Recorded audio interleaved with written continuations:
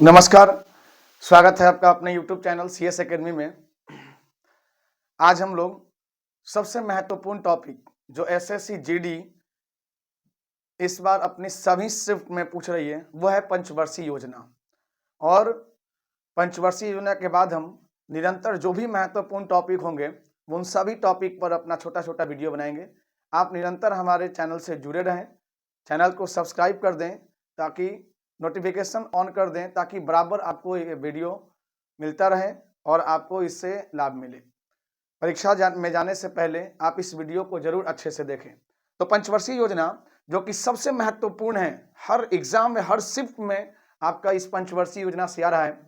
तो हम 12 पंचवर्षीय योजना को आज हम देखेंगे और शुरू करेंगे आज पहली पंचवर्षीय योजना बात करें तो ये पहली पंचवर्षीय योजना 1951 से 56 में प्रस्तुत की गई। इस पूरे पंचवर्षीय योजना की सीरीज को एक ही वीडियो में खत्म करेंगे। और सबसे महत्वपूर्ण जो अभी पूछ चुका है, पहली पंचवर्षीय योजना किस मॉडल पर आधारित थी, अगर ये पूछेगा तो आप बताएंगे हेरोल्ड डॉमर मॉडल पर आधारित यह पंचवर्षीय योजना थी। पंडित जवाहरलाल नेहरू के नेतृत्व में यह योजना लॉन्च की गई थी। इसमें मुख्य प्राथमिकता किस पर दी गई? कृषि। चूंकि हमारा देश स्वतंत्र हुआ था और स्वतंत्रता के बाद हमें सबसे महत्वपूर्ण चीज खाद्यान्नों पर ध्यान देना था, इसीलिए कृषि पर विशेष बल दिया गया। पंडित जवाहरलाल नेहरू के नेतृत्व में इस योजना को लॉन्च किया गया। इस योजना का लक्ष्य रखा गया कुल जीडीपी का 2.1%, लेकिन उससे ज्यादा हमें प्राप्त हुआ 3.60% प्राप्त हुआ। इस योजना में बड़ी सिंचाई योजना प्रारंभ की गई थी, जिसमें ब्यास योजना, अगर हम बात करें तो ब्यास नदी जिसका प्राचीन नाम बिपाशा था, यह भी बहुत ही महत्वपूर्ण है। और करीब यह ब्यास नदी की बात करें तो मुख्यतः पंजाब में हमीरपुर, हिमाचल प्रदेश, कांगड़ा और मंडी, इन सभी जगहों पर ये नदी बहती है। ब्यास नदी सबसे महत्वपूर्ण है। अगर हम इस नदी की बात करें तो हिमाचल प्रदेश में यह नदी 260 किलोमीटर लंबी है। अगर इस नदी की कुल लंबाई की बात करें तो करीब 470 किलोमीटर लंबी इस नदी पर पहली परियोजना शुरू की गई थी ब्यास परियोजना के नाम से। इसमें 1975 में अगर हम बात करें तो महाराणा प्रताप योजना की शुरुआत की गई। इस तो परियोजना को भी अच्छे से याद करेंगे, ठीक है। ये राजस्थान, हरियाणा, पंजाब, इन सभी के क्षेत्रों को सिंचित करने का काम करती है। यह अगर हम बात करें तो रोहतांग दर्रा से यह हिमाचल प्रदेश से निकलती है। मुख्य रूप से इस ब्यास नदी पर जो बांध बनाया गया है वो पूंग बांध बनाया गया है, जो निरंतर एग्जाम में पूछता है। और भी पूछता है इसमें सहायक क्या है, तो बकर खंड, सोन खंड, मान खंड, सरवड़ी खंड, ये सभी खंड जो है वो ब्यास की सहायक नदी है। तो याद रखेंगे बिपाशा इसके शास्त्रों में नाम है, प्राचीन नाम है। हिमाचल प्रदेश में 260, कुल लंबाई 470, महाराणा प्रताप सागर बांध, पोंग बांध इस पर बनाया गया। तो पहली पंचवर्षीय योजना की ये खास बातें हैं। दामोदर योजना भी शुरू की गई थी। ऐसा कहा जाता है कि 7 जुलाई 1948, इस बात को याद रखेंगे कि 7 जुलाई 1948 को पंडित जवाहरलाल नेहरू के नेतृत्व में भारत की पहली बहुउद्देशीय परियोजना दामोदर घाटी परियोजना की शुरुआत की गई। और यह दामोदर घाटी परियोजना मुख्यतः झारखंड में शुरू होती है, झारखंड के जिलों में शुरू होती है, झारखंड के हजारीबाग से शुरू होती है, पश्चिम बंगाल तक जाती है। और यह देश की पहली बहुउद्देशीय परियोजना थी और हर एग्जाम के लिए इम्पोर्टेंट है। तो करीब 7 जुलाई 1948 में इस दामोदर परियोजना की शुरुआत की गई।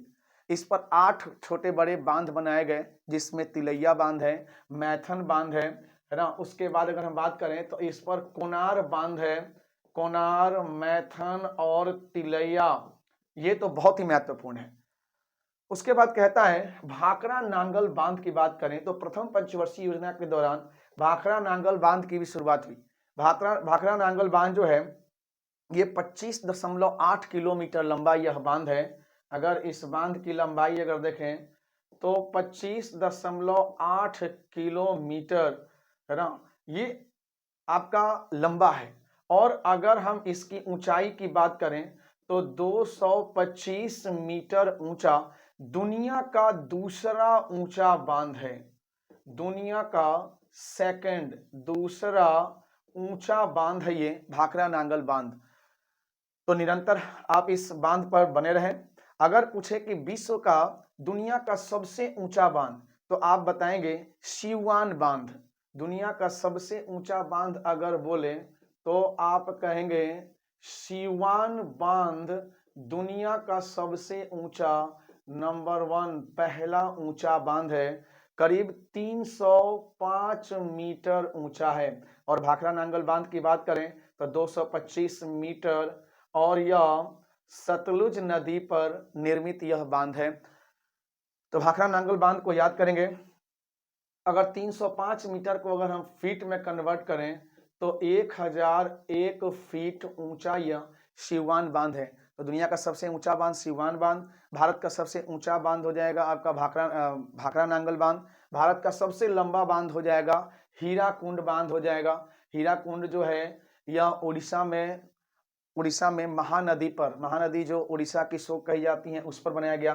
तो ये इंपॉर्टेंट है कि पहली पंचवर्षीय योजना हेराल्ड डोमर पर आधारित है, योजना पर आधारित है। ब्यास परियोजना, दामोदर घाटी योजना, हीराकुंड योजना और भाखड़ा नांगल बांध ये सभी पहली पंचवर्षीय योजना में बनाए गए थे।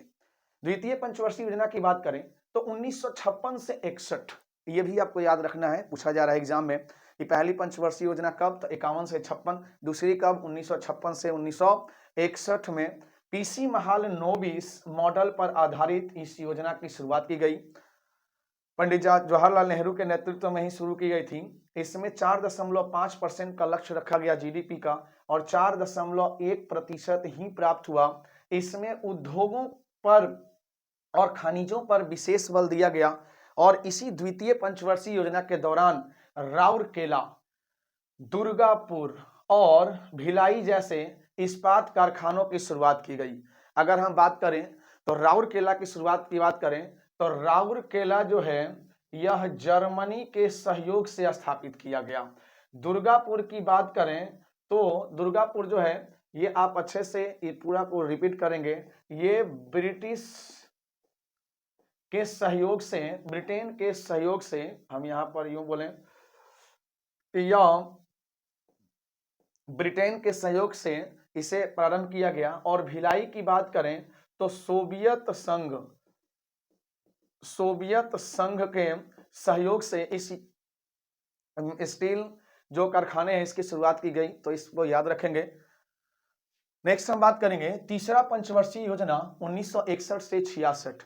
तो तीसरा पंचवर्षीय योजना का विकाल याद रखेंगे। पहला 1951 से 56, दूसरा 1956 से 61, तीसरा 1961 से 66। और इसका उद्देश्य था देश में आत्मनिर्भरता बनाना। चूंकि अब आजादी के समय से अब हम लोग आगे बढ़ चुके हैं, औद्योगिक विकास भी शुरू हो गया है। अब सबसे बड़ी बात है आत्मनिर्भर बनना, यानी अपने देश में ही उत्पादन को बढ़ाना, कृषि और उद्योग को बढ़ावा देना। जीडीपी का 5.6% लक्ष्य रखा गया, लेकिन बहुत ही ज्यादा इसमें विविधताएं, यानी कि भारत चीन युद्ध हुआ। भारत चीन की युद्ध की बात करें तो 1962 में भारत चीन युद्ध, 1965 में भारत पाक युद्ध और एक 1966 में बात करें तो भीषण सूखा अकाल की स्थिति के कारण यह योजना पूर्णतः असफल रही और अपने लक्ष्य 5.6% के एवज में 2.8% ही यह प्राप्त कर सकी। और इसी के साथ ही देश जो है पूरी तरीके से टूट चुका था सूखा और युद्ध की स्थिति के कारण। तब जाकर योजना बनाने की स्थिति में नहीं रही गवर्नमेंट, तो योजना अवकाश लाया गया। और वो योजना अवकाश जो है 1966 से 67 और 68 से 69 के दौरान योजना अवकाश लाया गया। इसमें 3 प्रमुख वार्षिक योजनाओं को तैयार किया गया, यानी एक एक साल के लिए योजनाएं बनाई गई थी, है ना। 66 से 67, 67 से 68 और 68 से 69। तो ये बहुत ही महत्वपूर्ण है योजना अवकाश। जो आपका पूछेगा किस पंचवर्षीय योजना के बाद योजना अवकाश आया तो तीसरी पंचवर्षीय योजना के बाद योजना अवकाश आया और 3 साल रहा। चौथी पंचवर्षीय योजना की बात करें तो 1969 से 1974 चौथी पंचवर्षीय योजना इंदिरा गांधी के नेतृत्व में इसे लॉन्च किया गया और इसका उद्देश्य था आर्थिक आत्मनिर्भरता।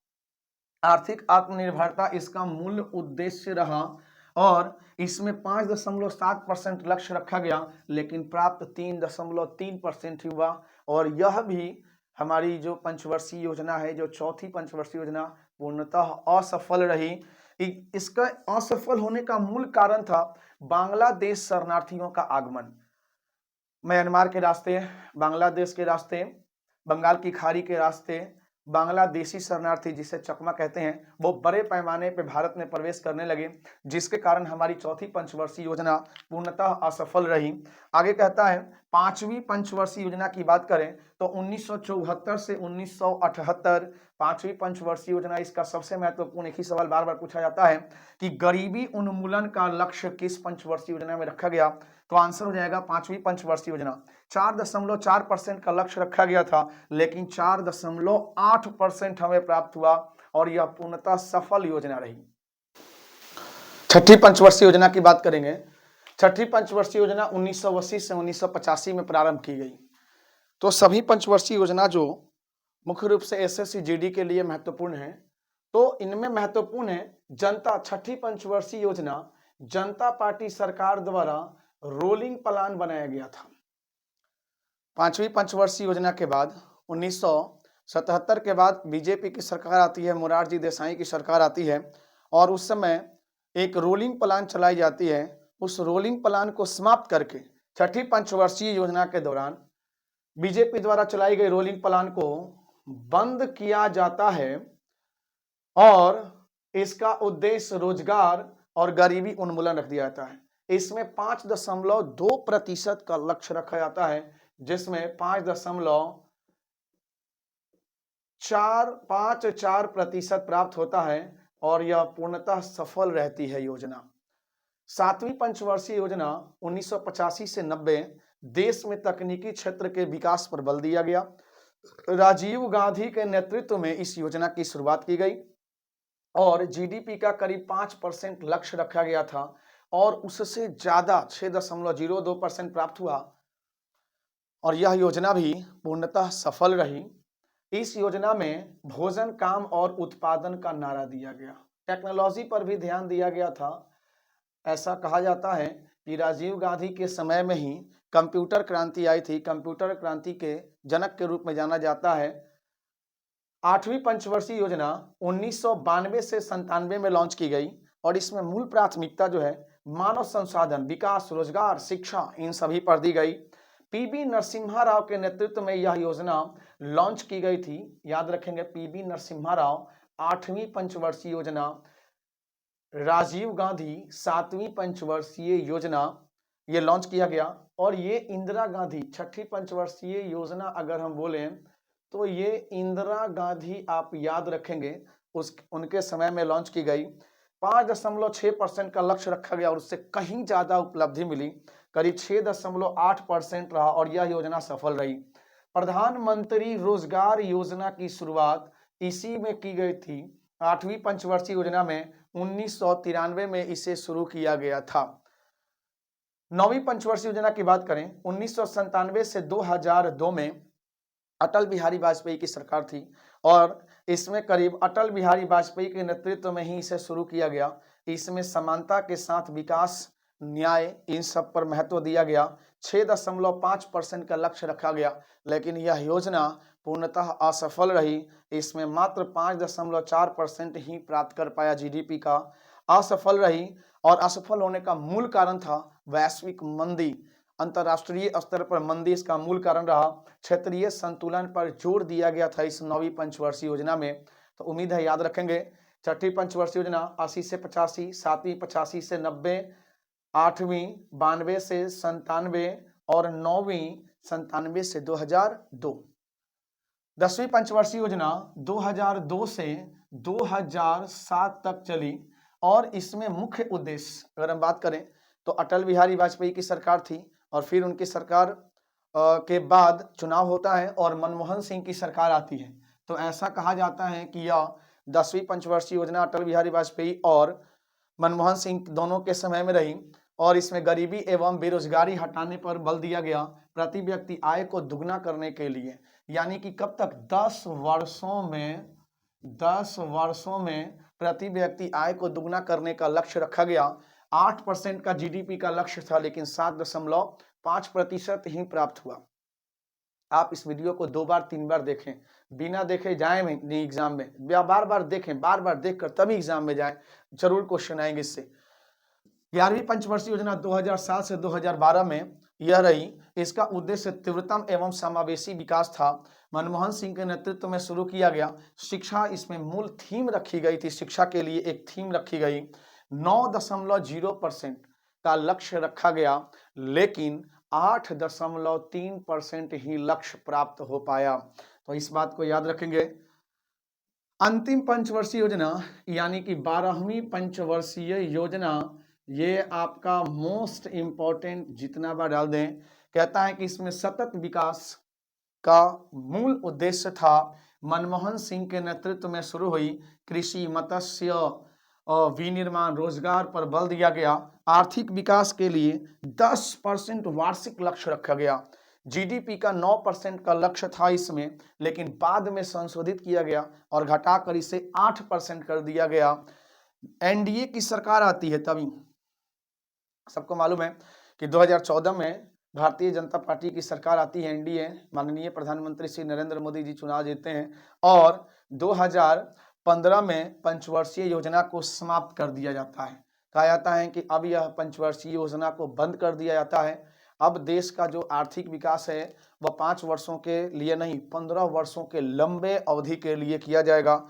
और इसमें मूल रूप से नीति आयोग बनाया गया, जिसने ड्राफ्ट एक्शन प्लान बनाया और उसके तहत 15 वर्षों के लंबे प्लान पर काम करने का निर्णय किया।